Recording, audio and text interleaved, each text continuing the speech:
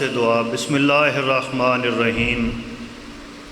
اللہم کل ولی کل حجت ابن الحسن صلواتک علیہ وعلی آبائہ فی ہذہ الساعۃ وفی کل ساعۃ ولیا وحافظا وقائدا وناصرا ودلیلا وعینا حتی تسکنہ ارضک طوعا وتمتعہ فیہا طویلا یا مقلب القلوب والابصار یا مدبر اللیل والنہار یا محول الحول والاحوال حول حالنا الی احسن الحال۔ السلام علیکہ یا صاحب العصر والزمان والسلام علیکہ یا شریک القرآن۔ صلوات پڑھیے بلند آواز سے۔ ایک اور صلوات پڑھیے سارے مل کے۔ بسم اللہ الرحمن الرحیم۔ الحمد للہ رب العالمین والصلاۃ والسلام علی رسولہ الکریم وآلہ الطیبین الطاہرین المعصومین المنتجبین المہدیین المظلومین المعصومین الذین اذہب اللہ عنہم الرجس وطہرہم تطہیرا۔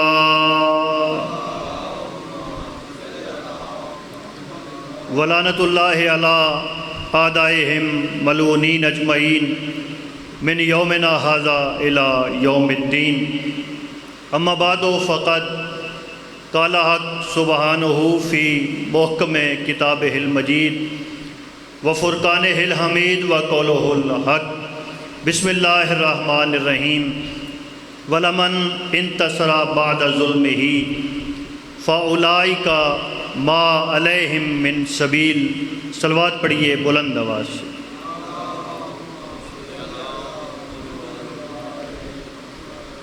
سب سے پہلے میری یہ دعا ہے کہ اس ذکر کا رب اس ذکر کا اہتمام کرنے والوں کی توفیقات خیر میں اضافہ فرمائے۔ جتنے صاحبان اس پاک ذکر میں حاضر ہیں، مالک الملک سب کی حاجات کو پورا فرمائے۔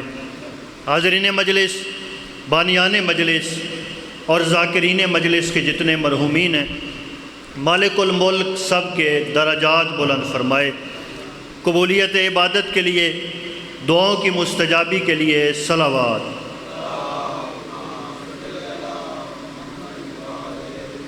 حاضرین محترم، موالیان ولی حق، عزاداران محسن انسانیت، میرے نہایت واجب الاحترام میرے معزز سامعین، کیونکہ کافی دیر سے ذکر پاک جاری و ساری ہے اور آپ اتنے سخت موسم میں، اتنی گرمی کی شدت میں یہاں بیٹھ کر ذکر آل محمد سن رہے ہیں۔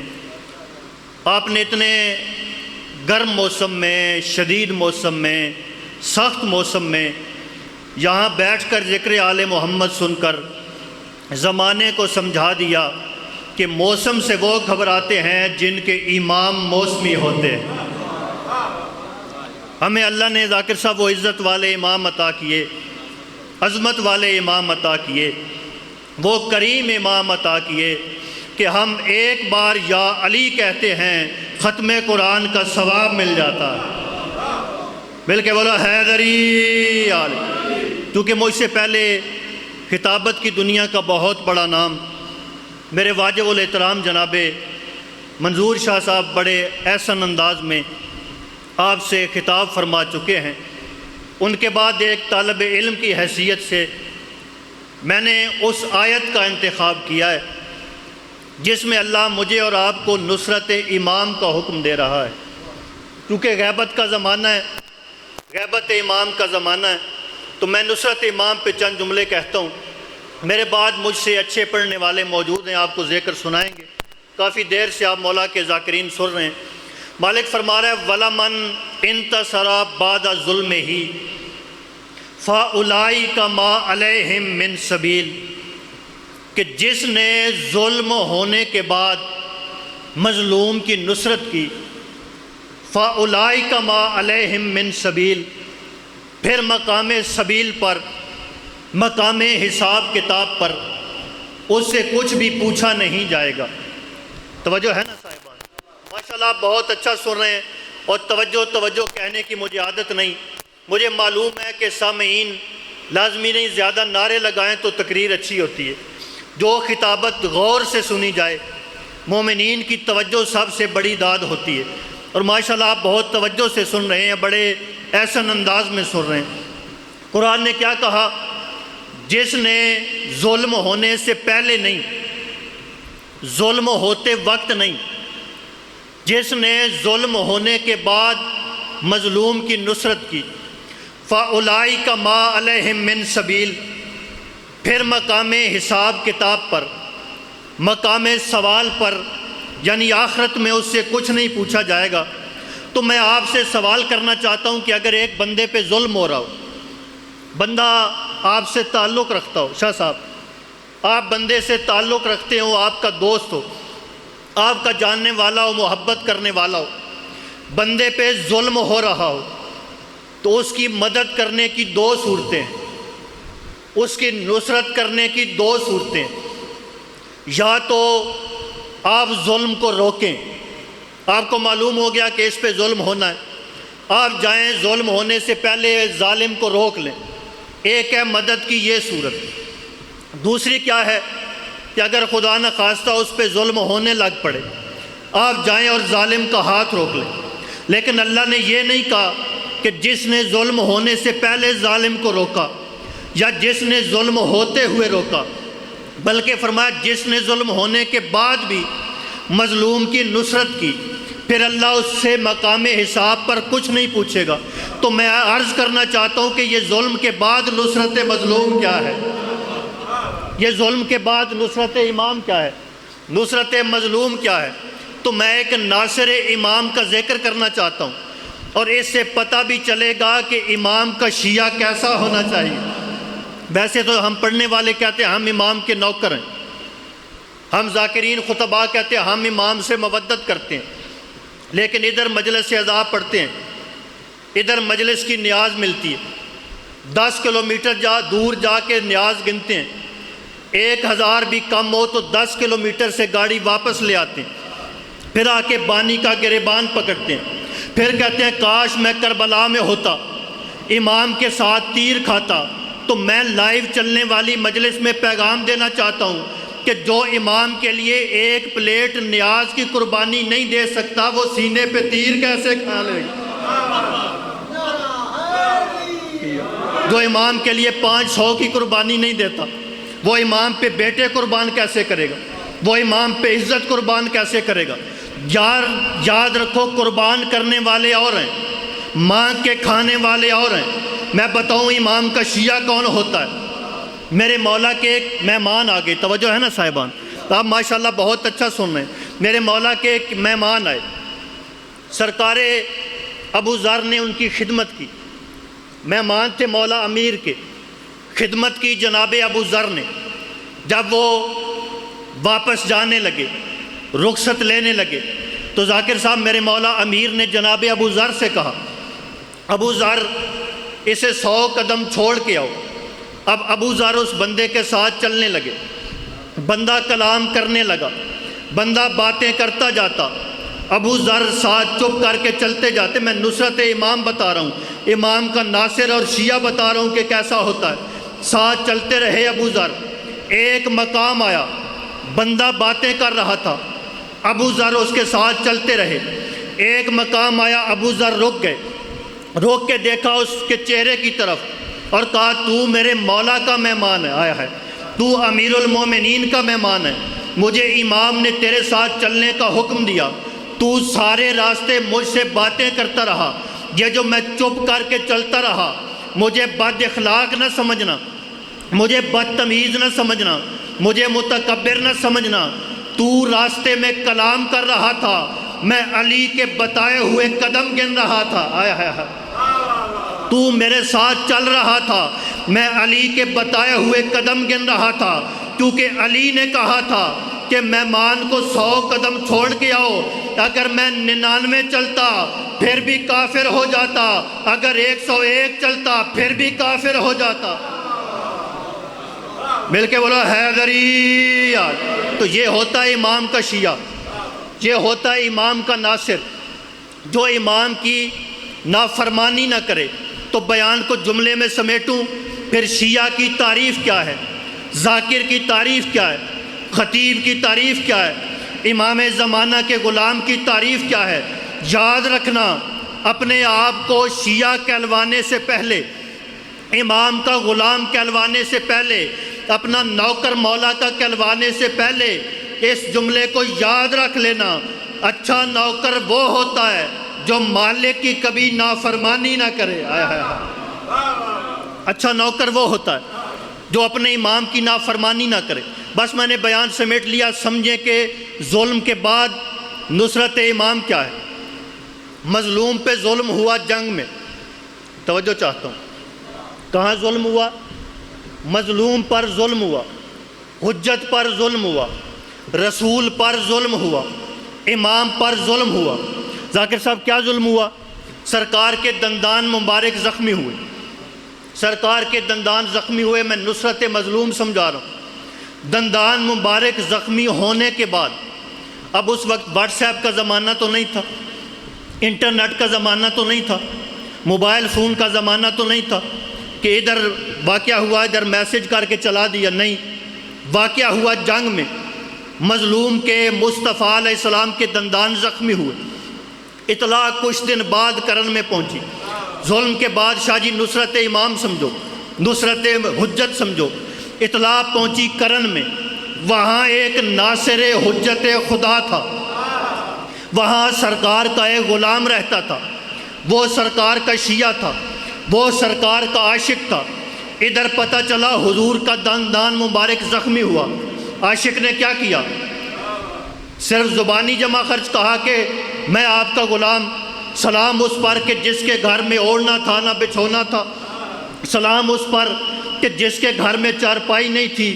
بی بی خدیجہ کی پائی پائی کے مکروز کہتے ہیں، محمد کے گھر میں چارپائی نہیں تھی، ٹکے ٹکے کے مکروز کہتے ہیں، ان کے گھر میں چارپائی نہیں تھی۔ تو عاشق وہ تو نہیں تھا جو بنا کے نعتیں پڑھتا تھا، عاشق شاہ جی کیسا تھا؟ ادھر پتہ چلا معشوق کا دندان زخمی ہوا، ادھر اس نے پتھر اٹھایا، اپنے ہاتھ سے ایک دانت توڑا، پھر سوچا شاید یہ نہ ہو، پھر دوسرا توڑا، غرض سارے دندان مبارک توڑ لیے۔ ادھر عاشق نے دندان توڑے، ادھر اطلاع نبیوں کے سلطان تک پہنچی، بندے محفل میں سرگوشی کرنے لگے، سرگوشی کرنے لگے۔ ادھر چیمٹیوں کی مشکل کشائی کرنے والے علی کے آقا مصطفیٰ نے پوچھا یہ سرگوشیاں کیوں کرتے ہو؟ یار اس سے بڑی شیعت میں کیا پڑھوں، اس سے بڑا عقیدہ کیا پڑھوں؟ سلمان نبی کی مشکل کشائی کرنے والے علی ابن ابی طالب کے آقا نے پوچھا سرگوشیاں کس بات کی کرتے ہو؟ یا رسول اللہ وہ آپ کا غلام، وہ آپ کا عاشق، آپ کے دندان زخمی ہوئے۔ اطلاع گئی کرن، اس نے دندان توڑ لیے۔ اب میں ماتمی نوجوانوں سے خطاب کر رہا ہوں، میں آپ کو نصرت امام سمجھا رہا ہوں، نصرت معصوم سمجھا رہا ہوں۔ اگر تو حضور فرماتے اللہ اویس کو معاف کرے، اگر کہتے اللہ اویس کو معافی دے دے، پھر اس کا مطلب ہے خون نکالا تو غلط کام کیا، گناہ کا کام کیا، بدعت کی، گستاخی کی، ممبر پہ پڑے ہوئے کالے کپڑے کی عزت کی قسم۔ ادھر لوگوں نے کہا نا ویس نے دانت توڑ کے خون نکالا، تو ادھر حسنین کے نانا نے مسکرا کے کہا ہمیں یمن سے جنت کی خوشبو آتی ہے۔ اس کا مطلب ہے پتہ چل گیا جو آل محمد کے لیے خون نکالے وہ جنت کی طلب نہیں کرتا، اس کے لیے جنت سے انعام آیا کرتا ہے۔ بس میں نے بیان سمیٹ لیا۔ ادھر سرکار نے کیا کہا؟ ہمیں کرن سے جنت کی خوشبو آتی ہے۔ اتنا کہنے کے بعد حسنین کے نانا کھڑے ہوئے۔ اب جو خطابت کا لطف لینا چاہتا ہے، جو لفظ خطابت کے سننا چاہتا ہے، میں انہیں مانگی ہوئی خیرات سنانا چاہتا ہوں۔ ادھر کیا حضور نے کہا؟ پہلے کہا یمن سے جنت کی خوشبو آتی ہے، پھر آسمان کی طرف دیکھ کر، آسمان کی طرف دیکھ کر مصطفیٰ نے مسکرا کے کہا جبریل جہاں سے حسنین کے لیے کپڑے لاتے تھے، وہاں سے اویس کے لیے کیلے لے کے آؤ۔ آئے ہائے ہائے۔ جہاں سے حسنین کے لیے لباس لاتے تھے، وہاں سے اویس کے لیے کیلے لے کے آؤ۔ جاؤ تاریخ پڑھو، کتابیں پڑھو۔ اس وقت یمن کے کیلے سب سے مشہور تھے، یمن مشہور تھا، وہاں کیلے سب سے زیادہ ہوتے تھے، لیکن یمن سے کیلے نہیں منگوائے، جنت سے کیلے منگوا کے دنیا کو سمجھا دیا یہ ہمارے گھر کا پہلا ماتمی ہے۔ اب یہاں پہ ایک سوال کروں اور بیان سمیٹ لوں۔ میرا یہاں پر آپ سے سوال ہے کہ علی مولا نے بھی دیکھا کہ حضور کے دندان زخمی ہوئے، علی مولا نے دندان نہیں توڑے۔ توجہ چاہتا ہوں، علی مولا نے دندان مبارک نہیں توڑے، حالانکہ جنگ میں علی مولا موجود تھے۔ اویس تو دور تھے، وہ تھے یمن میں، وہ تھے کرن میں۔ تو یاد رکھنا، علی مولا نے اپنے دندان نہیں توڑے، انہوں نے محمد کے دشمنوں کے توڑے۔ انہوں نے مصطفیٰ کے دشمن کے توڑے، لیکن وہ نصرت کرنے والا دور تھا، وہ تھا کرن میں۔ اس نے سوچا کہ اگر میں نے کوئی ریاکشن نہ کیا، اگر کوئی عمل نہ کیا، آنے والا مورخ، آنے والا تاریخ دان میرے بارے میں کیا سوچے گا کہ میں اس جنگ میں کس کے ساتھ تھا، ظالم کے ساتھ یا مظلوم کے ساتھ، ابو سفیان کے ساتھ یا حسنین کے نانا کے ساتھ۔ اس نے دندان توڑ کر دنیا کو سمجھا دیا کہ میں ظالم کے ساتھ نہیں، میں ابو سفیان کے ساتھ نہیں، میں محمد مصطفیٰ کے ساتھ ہوں۔ تو 10 محرم کو میرا ماتمی نوجوان حلقہ ماتم میں کھڑا ہو کر ماتم کر کے زنجیر چلا کے بتاتا ہے کہ ملا یاد رکھنا، اگر میں کربلا میں ہوتا یزید کے ساتھ نہیں، حسین کے ساتھ۔ بس مولا آپ کو سلامت رکھے، مولا آپ کو آباد و شاد رکھے۔ میرے حصے کی فضائل کی ڈیوٹی مکمل ہو گئی۔ تکمیل عبادت کے لیے ایک لفظ مصائب کا پڑھتا ہوں، آ جائیے بسم اللہ۔ ایک صلوات پڑھیے بلند آواز، ایک جملہ بسم اللہ۔ تکمیل عبادت کے لیے ایک لفظ مصائب کا پڑھتا ہوں۔ میرے بعد بہت اچھے مصائب پڑھنے والے ذاکر موجود ہیں، اللہ ان کی زبان کلام بیان میں اثر عطا فرمائے، اللہ ان کی زبانوں پہ رحمت نازل کرے، جو مومنین کے لیے گریے کا سامان پیدا کرتے ہیں۔ یاد رکھنا، آنسو کسی ذاکر کی محنت کا نتیجہ نہیں، کسی خطیب وائز ذاکر کی محنت کا نتیجہ نہیں۔ حسین کے غم کے آنسو وہ پاک بی بی عطا کرتی ہے جو بھائیوں کے جنازوں سے چپ کر کے گزر گئی۔ کیونکہ میں نے فضائل میں نصرت امام کا ذکر کیا، مصائب میں بھی 2 لفظوں میں ایک ناصر کا ذکر کرتا ہوں۔ اس ناصر امام کا نام ہے مختار۔ جب مختار کی حکومت قائم ہو گئی نا، تو ذاکرین عظام بڑے بڑے لعین گرفتار کر کے لائے جاتے۔ مختار پوچھتے بتا تیرا جرم کیا ہے، ہر لعین اپنا ظلم بیان کرتا، پھر مختار اسے سزا دلواتے۔ اچانک ایک لعین گرفتار کر کے لایا گیا، جناب مختار نے پوچھا بتا تو نے کربلا میں کون سا ظلم کیا؟ یہ گھبرا گیا، ڈر گیا، آواز دے کہتا ہے مختار میں نے کربلا میں کوئی ظلم نہیں کیا، نہ میں نے تیر چلایا، نہ میں نے تلوار چلائی، نہ میں نے نیزہ چلایا۔ میری ڈیوٹی تھی، میں کربلا میں فوجوں کی تعداد لکھتا تھا۔ عزاداروں میں نے پڑھ لیا، تو نے سن لیا۔ اللہ جانے ان بہنوں پہ کیا گزری ہوگی جنہوں نے بھائیوں کے قاتل مقتل میں آتے دیکھے ہوں گے۔ کہتا میں فوجوں کی تعداد لکھتا رہا۔ مختار نے ایک جملہ کہا، اسی پہ میں نے بیان سمیٹ لینا ہے۔ مختار آواز دے کہتے ہیں تو نے کربلا میں نہ تیر چلایا، نہ تلوار چلائی، نہ کربلا میں نیزہ چلایا، لیکن لعین تو تھا تو کربلا کے میدان میں۔ اتنا بتا کوئی ایسا وقت بھی آیا جس وقت تو خود بھی دھاڑے مار کے رویا؟ ثقلین شاہ جی جب کہا نا تو بھی کربلا میں رویا، تو ایک بار یہ دھاڑے مار کے رویا۔ آواز دے کہتا مختار جیسے میں اب دھاڑے مار کے رویا ہوں نا، ایسے ایک بار کربلا میں بھی رویا تھا۔ مختار گھبرا گئے، آنکھوں میں آنسو آ گئے۔ آواز دے کہتے بتا تو کس مقام پہ رویا؟ یہ لعین آواز دے کہتا جب حسین کے بھائی مارے جاتے رہے، مہمان مارے گئے، میزبان مارے گئے، بیٹے مارے گئے، حسین اور عباس دونوں رہ گئے۔ کہتا ہے یہ مقام ہے جس وقت میں دھاڑے مار کے رویا۔ عباس سلام کر کے خیام سے باہر نکلنے لگے، ادھر آخری سلام کر کے عباس خیام سے باہر جانے لگے، ادھر حسین بلا تشبیہ عباس کے سامنے آ گئے، دونوں باہیں غازی کے گلے میں ڈال کے صابرین کا سلطان حسین رو کے کہتے تھے غازی اتنا بتا تیرے بعد میری زینب کا کیا ہوگا، تیرے بعد میری سکینہ کا کیا ہوگا، بتا میری بہنیں کس کے سہارے پہ شام جائیں۔ اللہ لعنت